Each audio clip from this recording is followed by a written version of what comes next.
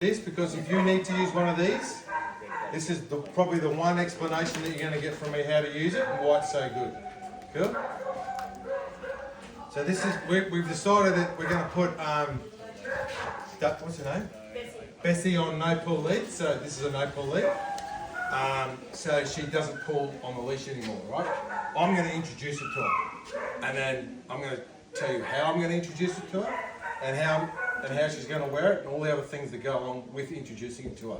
What I'm expecting from her in the first few minutes versus what I expect from her in the last 5 to 10 minutes.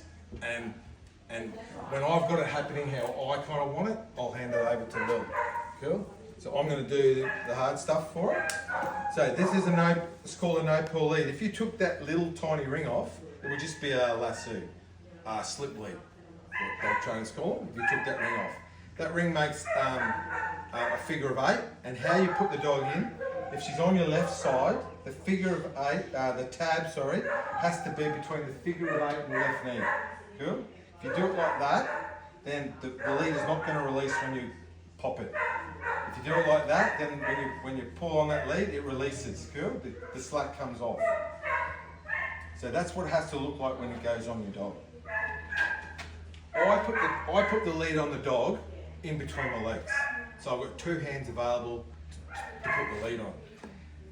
That could be something you need to train as well, is the dog accepting you standing over her back and having your calves in front of her hips and behind the rib cage, where her waist is, yeah? So sometimes there, I'll just give my dog that sensation and just feed them. So they're feeling those calves on their waist, and they're getting fed. Good girl, good girl. That could be a precursor to putting the lead on, but I don't have time to do that. Good? So that's something you could do at home just to get her comfortable with you standing over her. If you try to put it on like this, over the front of her head, and she's not in between your legs, she'll just back out, and you'll struggle to get it on.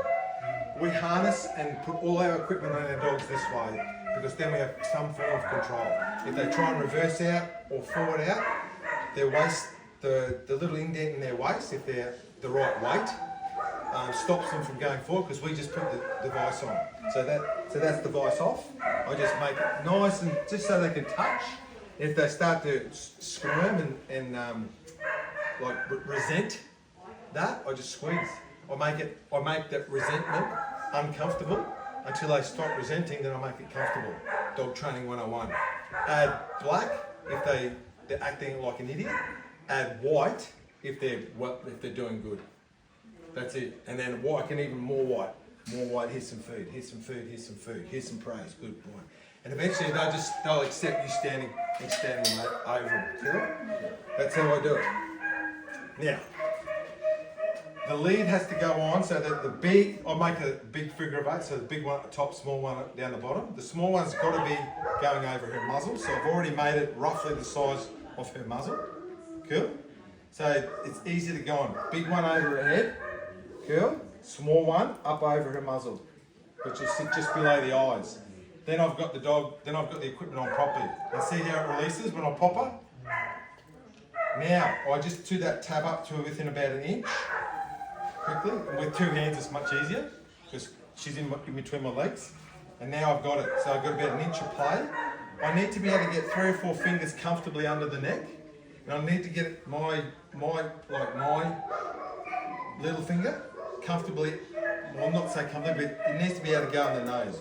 What I need, because this is now on her muzzle, I don't want it so tight that she can't open her mouth, take food, take water, breathe, pant. She needs to be able to do all those things with this on her muzzle, yeah?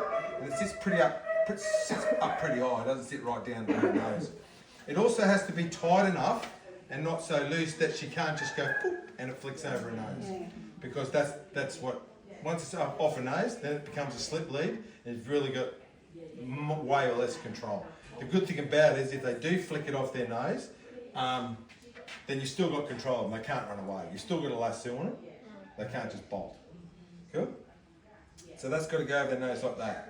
And the corrections are just pops, just like any other leash pop that I've described to you. Cool? Pop, pop. And if that doesn't work, pop, pop, pop, pop, pop, pop. Multiple pops until we get the behaviour we're looking for. Then the pop stops.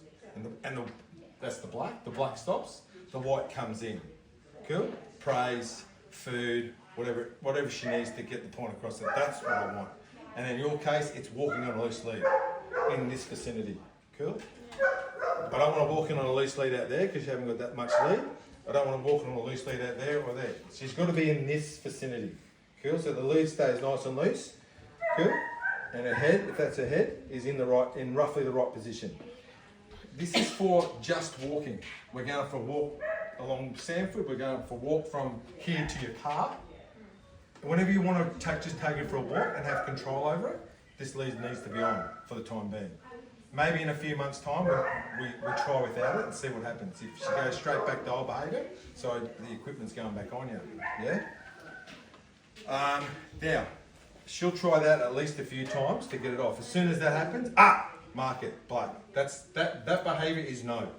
And then I'll make it a little uncomfortable for her. I'll slip her back in between my legs, no, and put it back on. Quite demandingly, like I'm the leader. Don't do that again. Cool? And then what happens then is they go into stress, because I've just stressed them. No, get in there, get that fucking lead back on. I've just stressed them, yeah? So what have I got to do now? Bring them out of stress before I can move on. And how do I do that? Calming signals, some verbal massage, because she's stopped doing this now. That's a girl, that's all right. I normally do that in the position that they know best, which is sit. So I throw a sit in there, they go, I can't know that. Watch. Oh, good girl. Yes. And all of a sudden I'm doing something she knows well, which is sit watch. And she goes, and they come out of stress pretty quickly. I'll give that. And when I can see the dogs back, I've got the dogs like out of stress and back with me, then I'll resume what I was trying to teach her in the first place. This normally takes about 5 minutes, that process of getting the lead on her and getting her to not resent the lead. That's the first thing we've got to do. Some takes less, some takes more. The record is 25 minutes from a really strong German Shepherd bitch that I had. She just did not like it, the feeling of it on her muzzle, and she just kept trying to get it off. Every time she tried to get it off, I stressed her until she went into what I call manic behaviour. It's like, I'm so manic now that she started to do spins and attack the lead and stuff. That can happen. It doesn't happen often, but it can happen. If that happens, I don't give up. I'm the leader, I win the battle. I always win the battle. If that happens, and it's a big if, I don't think it will happen for your dog, but for some of those strong dogs, they just resent, then I'll make it, they go into, and then I'll just go, okay, tight lead then. Tight lead until that stops. And I'll give them something to do, because that might stress them more, and they might, but I'm saying, no, tight lead. And then I'll put them down and go, sit. Get in their face a little bit, sit, and give them something to do. And then straight away, I'm starting to bring them out of stress. I've stressed them they've put themselves into stress really, because they keep resenting, keep trying to get it off. And I'm saying, you're never going to get it off. Not on my watch. So you need to learn that. But I'm going to do that for you, so you shouldn't have that issue. If she goes into that, I'll show you how to do that. But hopefully she won't. Probably out of, I reckon, I've done this with probably 60 dogs now, this lead. I reckon I've done it for about 3 dogs. So 3 in 60, 1 in 20, maybe go into that sort of manic state.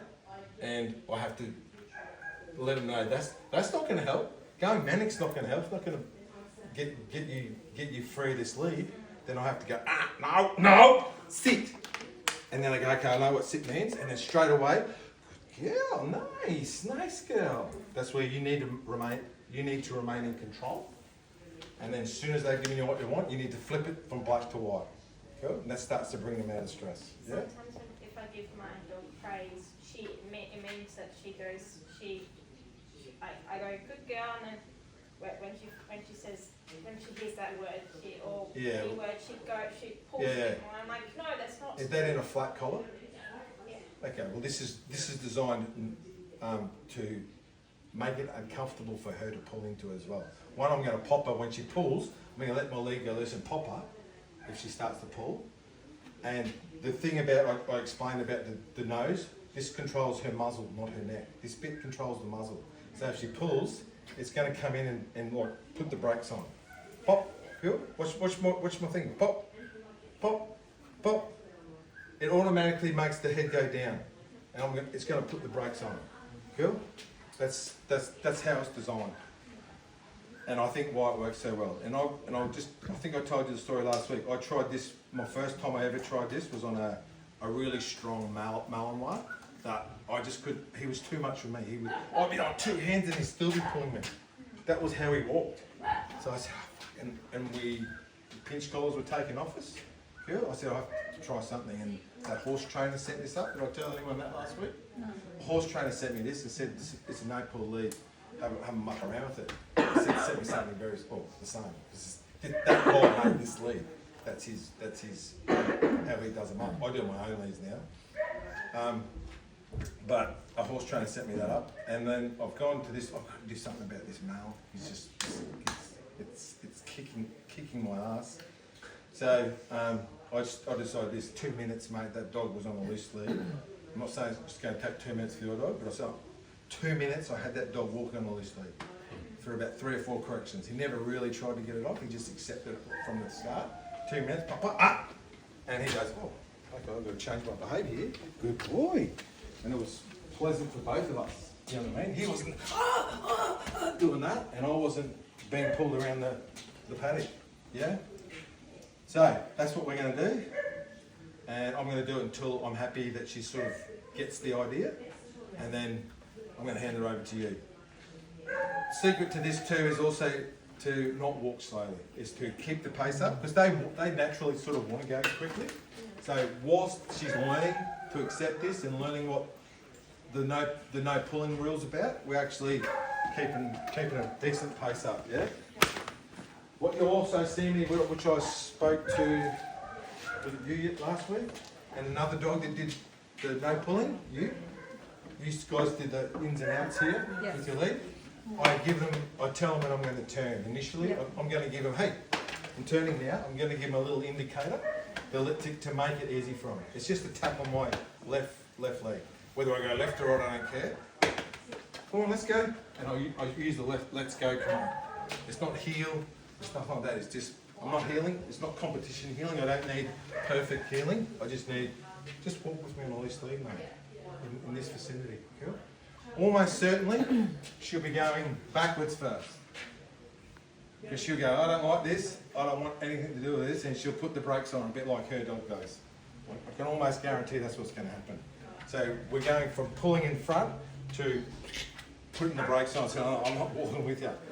And I'm just going to go, yes you are, pop, pop, pop, until I coach her up to my knee, and then give her food. Cool, that's how I'm going to deal with that, and praise. So all the corrections are towards your left knee. Whether it's she's out in front pulling, it's pop, pop, pop, all towards your left knee. She's out wide, pop, pop, pop. She's back, pop, pop, pop. Which is over there or behind it, pop, pop, pop, pop, pop, pop. They all got to be towards your left knee. And then when she gets to your left knee, which is the comfortable position, the black goes away, the white comes in straight away. Whether that's food, praise, petting, could be all three initially. And then we'd see what she likes to work for. Cool. So go and get her. Bring her out and I'll Do you mind taking a video of this? Yeah. Bring